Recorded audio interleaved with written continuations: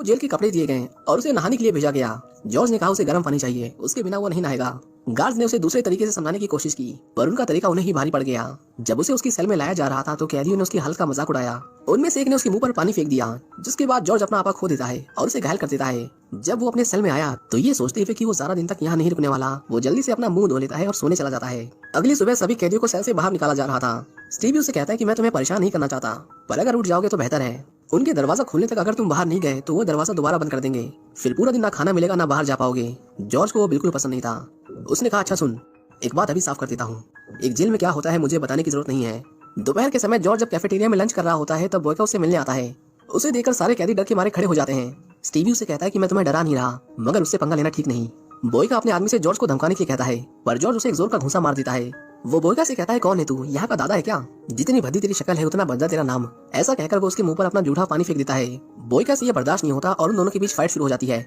इससे पहले वो एक दूसरे की जान ले लेते, पुलिस वाले वापस उन्हें अपने अपने सेल में भेज देते हैं। बोयका पुलिस वालों से कहता है मुझे रोका क्यों? तुझे लगता है कि मैं उस सरफरे से डरता हूँ? मैं उसे मार दूंगा। मार्को उससे कहता है कि हम भी यही चाहते हैं कि तुम उसे मारो, मगर यहाँ नहीं बल्कि रिंग के अंदर। अब हम फिल को देखते हैं जो जेल में जॉर्ज से मिलने आता है। वो जॉर्ज से कहता है कि ये लोग तुम्हें बेल नहीं दे रहे हैं। मैंने अमेरिकी वकीलों से भी बात कर ली है पर वो यहाँ कुछ नहीं कर सकते। जॉर्ज फिल से कहता है कि तुम्हें पता भी है कि बिना गलती के जेल में सड़ना कैसा लगता है। मैं कुछ नहीं जानता, कुछ भी करो पर 2 दिन के अंदर मुझे यहाँ से बाहर निकालो। अब हम गागा को देखते हैं जो मार्कोव से मिलने के लिए जेल में आता है। वो पूछता है कि जॉर्ज लड़ने के लिए तैयार हुआ कि नहीं। उसने जवाब दिया कि वो धीरे धीरे लड़ाई के लिए तैयार हो रहा है, मगर एक बात की चिंता है, उसे लगता है कि वो कभी भी यहाँ से रिहा हो सकता है। गागा उससे कहता है तुम इसकी चिंता मत करो, ये सब मैं संभाल लूंगा, तुम बस लड़ाई की तैयारी करो। दोपहर के वक्त जब सभी कैदी ग्राउंड में टहल रहे थे तभी उनमें से कुछ कैदी स्टीवी को घेर लेते हैं और उसे मारना शुरू कर देते हैं। जॉर्ज जो दूर खड़ा ये सब देख रहा था उससे ये सब बर्दाश्त नहीं होता, वो उन्हें मारना शुरू कर देता है और स्टीवी की जान बचा लेता है। वो जब स्टीवी से पूछता है कि वो लोग तुम्हें क्यों मार रहे थे तब स्टीवी उसे कहता है कुछ नहीं, बस ऐसे ही। जॉर्ज कहता है सुन, मुझे तुझसे कोई लगाव नहीं है, मैंने तेरी जान इसलिए बचाई क्योंकि मुझे गुंडागर्दी पसंद नहीं। स्टीवी जॉर्ज से कहता है कि मुझे पता है कि तुम कुछ ही दिनों में यहाँ से जाने वाले हो, मगर ये जान लोगे तो तुम्हारे लिए अच्छा होगा। यहाँ पर गागा का राज है, पुलिस भी उसकी है और कैदी भी उसके। जिंदा रहने का सबसे आसान तरीका यही है कि तुम उनके प्लान में शामिल हो जाओ। जॉर्ज उसे कहता है कि मेरे बारे में ज्यादा सोचने की जरूरत नहीं है, मैं अपना ख्याल खुद रख सकता हूँ। जब बोयका को पता चलता है कि जॉर्ज ने फिर से उसके आदमी पर हाथ उठाया है तो वो आग बबूला हो जाता है।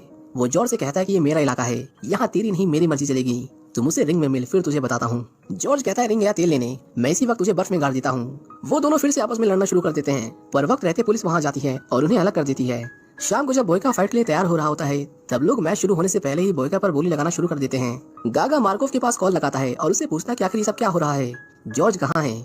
मार्कोव ने उसे बताया कि जॉर्ज अभी फाइट के लिए तैयार नहीं हुआ, इसमें थोड़ा और समय लगेगा। वहीं दूसरी ओर हम बोयका को देखते हैं जो एक रशियन फाइटर से फाइट कर रहा होता है। वो अपने अपोनेंट को बहुत मारता है। बोयका इतना ब्रूटल हो जाता है कि वो रेफरी के रोकने पर भी नहीं रुकता और उस रशियन फाइटर को पीट पीट कर मार डालता है। मार्कोव कैसे भी जॉर्ज को अगली फाइट के लिए तैयार करना चाहता था। वो उसको लाने के लिए कुछ ऑफिसर्स को उसके सेल में भेजता है पर जॉर्ज उल्टा उनसे लड़ना शुरू कर देता है। सेल में हंगामा मस्ता देख ऑफिसर्स की एक यूनिट वहां आ जाती है और जॉर्ज को पकड़ लिया जाता है। मार्कोव उससे कहता है कि तुम बोयका को लड़ते हुए देख चुके हो, हम तुम्हारे और बोयका के बीच एक छोटी सी फाइट करवाना चाहते हैं। अगर तुम इसके लिए मान जाते हो तो यहाँ तुम्हारी जिंदगी बड़े आराम से गुजरेगी और क्या पता तुम्हारे घर जाने का रास्ता भी इसी रिंग से होकर गुजरता हो। पर जॉर्ज उससे कहता है तू कुछ भी कर ले, मैं ये फाइट नहीं करने वाला। मार्कोव समझ चुका था कि वो इस तरह नहीं मानने वाला, जिसके बाद वो जॉर्ज को नीचे कैदियों की लैट्रिन साफ करने भेज देता है ताकि वहाँ की गंदगी और जानलेवा बदबू से थक हार कर वो इस फाइट के लिए यहाँ कर दे। जॉर्ज उनसे कहता है कि वो ये सब किसी भी कीमत पर नहीं करने वाला, पर उनमें से एक ऑफिसर जॉर्ज को चाकू दिखाते हुए कहता है कि जो यहाँ काम नहीं करता हमें उसे काम करवाना आता है। इससे पहले कि जॉर्ज फिर से लड़ाई शुरू कर देता, व्हील चेयर पर बैठा एक बूढ़ा कैदी वहाँ आकर उन्हें रोक लेता है। वो जॉर्ज से कहता है इन जाहिलों से पंगा मत लो। वो उसे गंदा फावड़ा पकड़ने के लिए एक और औजार देता है और वहाँ से चला जाता है। सफाई करने के बाद जब जॉर्ज अपने सेल में वापस आया तब स्टीवी उसे कहता है कि लगता है कि क्रॉट ने आज तुम्हारी बैंड बजा दी। मैंने सुना है एक समय था जब वो एक रशियन आर्मी में कमांडर था, वो बड़ा ही खतरनाक था, एक बार तो उसने एक पुलिस वाले को ही मार दिया। ये लोग उसे यहाँ से कहीं नहीं जाने देंगे, मगर तुम्हारी किस्मत अच्छी है, तुम यहाँ से निकल सकते हो, बस मार्कोव की बात मान लो और बोयका से फाइट करो। अगले दिन जब जॉर्ज सफाई करने के लिए नीचे जाता है तब उसकी नजर बोयका के साथियों पर पड़ती है जिन्होंने उसे चारों तरफ से घेर लिया था। वो जॉर्ज से फाइट करके उसे मारने की कोशिश करते हैं पर इस बार भी जॉर्ज उन्हें बहुत बुरी तरह मारता है। पुलिस वाले जब वहाँ पहुँचते हैं तो वो जॉर्ज को अरेस्ट करके उसे पेशाब से भरे गड्ढे में बंद कर देते हैं। वो बूढ़ा आदमी जिसने जॉर्ज की पहले भी मदद की थी वहाँ आकर उसे कुछ खाने को देता है। जॉर्ज उसे पूछता है कि तुम मेरी मदद क्यों कर रहे हो, जहाँ तक मैं जानता हूँ यहाँ कोई भी चीज फ्री में नहीं मिलती। वो बूढ़ा जॉर्ज से कहता है कि लगता है कि फिर तुमने कभी किसी की मदद नहीं की, तुम्हें लगता है कि तुम यहाँ से बाहर निकल जाओगे, जबकि हकीकत यह है कि ये लोग तुम्हें कभी यहाँ से नहीं निकलने देंगे। कुछ देर बाद पुलिस वाले उसे गड्ढे से बाहर निकालते हैं और उसे गागा के पास ले आते हैं। गागा उसे कहता है कि मैं वही आदमी हूँ जो तुम्हें यहाँ लेकर आया है और मैं ही तुम्हें यहाँ से बाहर भी निकाल सकता हूँ। जॉर्ज उसे कहता है कि तुम चाहते हो कि मैं बोयका से फाइट करूँ, अगर मैं ऐसा ना करूँ तो? गागा ने कहा तो फिर तुम्हें यहाँ की आदत डालनी होगी। जॉर्ज देखता है कि उसका मैनेजर भी इसमें शामिल है। उसने कहा अगर तुम ये फाइट जीत जाते हो तो हमें ढेर सारे पैसे मिलेंगे और हमें इसी की तो जरूरत थी। जॉर्ज अब समझ चुका था कि अगर उसे यहाँ से बाहर निकलना है तो उसे बोयका से फाइट करना ही होगा। बोयका को जब इस बात का पता चलता है कि जॉर्ज फाइट के लिए तैयार हो गया है तो वो भी अपनी तैयारी शुरू कर देता है। स्टीवी जॉर्ज से कहता है कि तुम यहाँ किसी पर भरोसा नहीं कर सकते, अगर तुम चाहो तो मैं तुम्हारा कॉर्नर मैन बन सकता हूँ। वो जॉर्ज से पूछता है कि तुमने कभी सोचा है कि यहाँ से बाहर निकलने के बाद तुम क्या करोगे। जॉर्ज उसे कहता है कि अभी तक तो मैंने नहीं सोचा। और तुमने? स्टीवी ने जवाब दिया कि अगर मैं होता तो शायद अपनी बीवी से मिलता। मेरी सजा में अभी भी 12 साल बाकी हैं और मुझे नहीं पता कि इस वक्त मेरी बीवी कहाँ है। अब तो बस यही मेरा घर है। अगले दिन जॉर्ज और बोयका जब फाइट के लिए रिंग में उतरते हैं तो गागा को पता चलता है कि 80% लोगों ने इस बार जॉर्ज पर पैसे लगाए थे। बोयका और जॉर्ज के बीच जब फाइट शुरू होती है तो जॉर्ज उसे बहुत बुरी तरह मारता है और उसे पहले ही राउंड में हरा देता है। बोयका के साथी जो जॉर्ज को हारते हुए देखना चाहते थे वो स्टीवी की हेल्प से जॉर्ज को ड्रग्स वाला पानी पिला देते हैं। वो जब फाइट के लिए दोबारा रिंग में उतरा तो उसे कमजोरी महसूस होने लगी। दवाई की वजह से बेचारा जॉर्ज ठीक से अपने पैरों पर खड़ा भी नहीं हो पा रहा था। इस बार बोयका उसे बड़ी आसानी से हरा देता है, पर वो भी इस बात से अनजान था कि उसे ड्रग्स दिया गया है। अगले दिन जब जॉर्ज को होश आता है तो वो बूढ़ा आदमी उसे बताता है कि उसके साथ धोखा हुआ था। जॉर्ज जब स्टीवी से इसके बारे में बात करने के लिए उसके सेल में आता है तब वो देखता है कि स्टीव ने उसे धोखा देने के पछतावे में फांसी लगाकर अपनी जान ले ली थी। वो बोयका से कहता है, साले डरपोक कायर, उस फाइट का कोई मतलब नहीं था और ये बात तू भी अच्छे से जानता है। तूने स्टीव के जरिए मेरे पानी में कुछ मिलाया था। वो बोयका से बहस कर ही रहा होता है कि तभी वहाँ मार्कोव आ जाता है। जॉर्ज उसे कहता है कि तूने कहा था कि इस फाइट के बाद मैं यहाँ से निकल जाऊंगा, तो अब तक मुझे यहाँ क्यों रखा गया है। वो उस वक्त काफी गुस्से में था, इसलिए वो बिना कुछ सोचे समझे उस पर हाथ उठा देता है।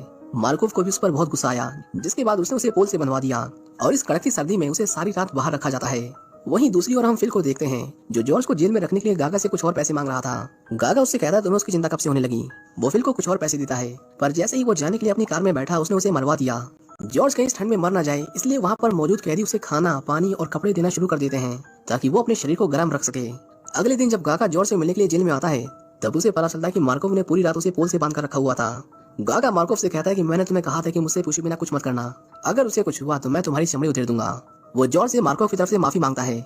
जॉर्ज कहता है कि तुमने वादा किया था कि बस एक और फाइट और फिर मैं घर जा सकता हूँ, जिस पर गागा ने कहा असली डील ये थी कि जब तुम जीतोगे तब तुम घर जा सकते हो, एक बार मैं पैसे कमा लूं फिर तुम आजाद हो।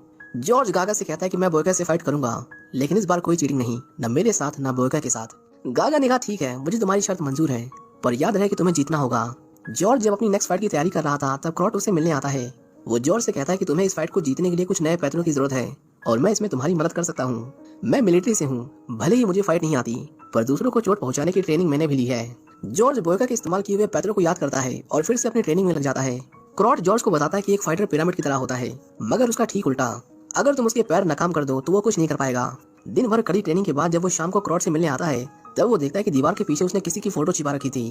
वो जब क्रॉट से उस लड़की के बारे में पूछता है तब क्रॉट उसे बताता है कि ये मेरी भतीजी है, पता नहीं अब उससे मिल भी पाऊंगा कि नहीं।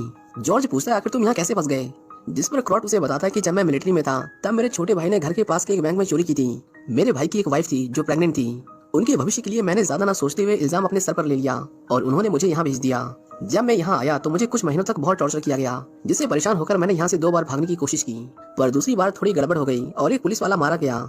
मुझे भी पैरों पर गोली लगी और तब से मैं इसी व्हीलचेयर पर हूँ। वो जॉर्ज को बताता है कि मेरा असली नाम निकोलाई है, पर मुझे पता है कि तुम्हें इससे कोई फर्क नहीं पड़ता। फाइट के एक दिन पहले निकोलाई जॉर्ज से कहता है कि मैं तुम्हारे लिए बहुत खुश हूँ, तुम्हें जैसे ही मौका मिले तुम यहाँ से निकल जाना। अगले दिन जब जॉर्ज और बोयका फाइट करने के लिए रिंग में उतरते हैं तो अधिकतर लोग अपनी बोली जॉर्ज पर लगाते हैं। जॉर्ज की फाइट देखने के लिए वहाँ गागा भी मौजूद था, जो इस बात का सबूत है कि अगर जॉर्ज फाइट जीत गया तो वो अपने घर जा सकता है। फाइट शुरू होते ही जॉर्ज पहले ही राउंड में बोयका को बुरी तरह हरा देता है और उसे बहुत मारता है। जॉर्ज ने बोयका के सभी पैतरे सीख लिए थे, इसलिए उसे हराना उसके लिए कोई बड़ी बात नहीं थी। बोयका जब भी उस पर हमला करता जॉर्ज उससे बचते हुए उसके पैरों पर वार करता ताकि उसके हमलों को नाकाम कर सके। वो दोनों जब लड़ रहे थे तो मौका मिलते ही जॉर्ज उसके पैरों को पकड़ लेता है। वो जानता था कि बोयका एक जाबाज फाइटर है, वो रिंग में मर जाएगा लेकिन हार नहीं मानेगा। उसे कुछ ऐसा करना था कि वो और न लड़ सके। निकोलाई ने जैसा उसे ट्रेनिंग में सिखाया था जॉर्ज ठीक वैसा ही करता है। वो बोयका के घुटनों को इतनी जोर से दबाता है कि उसका पैर टूट जाता है। जॉर्ज अब ये फाइट जीत चुका था और शर्तों के मुताबिक अब वो अपने घर जा सकता है। गागा उससे कहता है कि मैं तुम्हें यहाँ रखकर कभी भी मुसीबत में नहीं डालना चाहता था, पर बिजनेस में कभी कभी ये करना पड़ता है। वो जॉर्ज को ढेर सारे पैसे देता है और यहाँ हुई परेशानी के लिए उससे माफी मांगता है। जॉर्ज को यहाँ से बाहर निकालने में कहीं न कहीं निकोलाई का भी हाथ था। वो जाने से पहले उसे थैंक यू बोलना चाहता था, पर उसे एहसास हुआ कि अगर वो चाहे तो उसके लिए इससे कहीं ज्यादा कर सकता है। वो बॉक्सिंग से कमाए गए अपने सारे पैसे मार्कोव को दे देता है और बदले में निकोलाई की रिहाई की गुजारिश करता है। जेल से बाहर निकलते ही जॉर्ज निकोलाई को लेकर एक रेलवे स्टेशन पहुंचता है, जहां उसकी भतीजी उसका इंतजार कर रही होती है। ट्रेन जैसे ही स्टेशन पर रुकती है निकोलाई की नजर अपनी भतीजी पर पड़ती है और उसकी आंखों से आंसू बहने लगते हैं। वो अपने नए जीवन की शुरुआत के लिए जॉर्ज का दिल से शुक्रगुजार था। अपनी भतीजी के लिए निकोलाई का प्यार देखकर